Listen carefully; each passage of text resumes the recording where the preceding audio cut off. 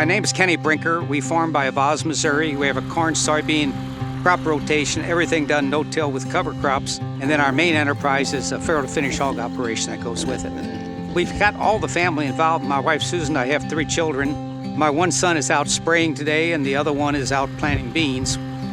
Our family goes back several generations of farming. We used to farm down by Washington, Missouri, about 50 miles from St. Louis. Bought our first farm up here, the one that we're on right now. We bought this one back in 1994, and then we started a hog operation immediately, and then moved our family up in 1998, and been here ever since. This first farm that we live on was 1,630-acre farm that was on the market for 4 years. Before it sold, nobody wanted to put a lot of extra effort in the soil, so it just got depleted down. The pH was down terrifically low, down in the 4.5 to 5 range. Some of our phosphate readings were in single digits. One of our neighbors said nobody bought it because they thought it was all ruined.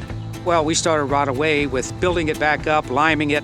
We went and got our own bulldozer and scraper. We put in miles and miles of waterways and terraces. And today the ground we have here will match up against anybody else's around here as far as profitability. And we don't have to worry about all that erosion anymore. Everything from 1998 on has been 100% no-till.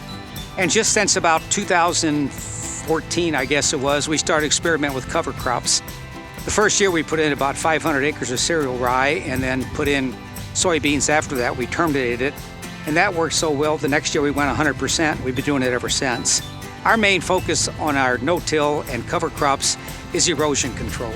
Up here on these prairie soils, the topsoil's not that deep, and if you start losing it, it takes a long time for Mother Nature to replace it. We kind of think we got a system where we'll raise corn and beans. The corn we'll harvest, we'll go ahead and feed it to our livestock farm. The soybeans will go to a soybean processing plant, processing of getting oil and stuff out of it. We'll bring back the bean meal to use to feed our hogs.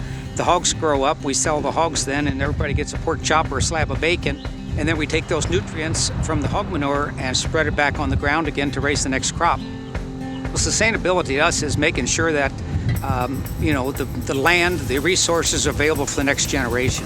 They're not making any more cropland. In fact, there's some concern that we're using up a lot of our cropland for alternative purposes. And I firmly believe if you're a farmer at all, when it's time for you to check out, you want to be able to at least satisfy your own beliefs that you left the place better than it was when you got there. And I think that's the goal of most farmers.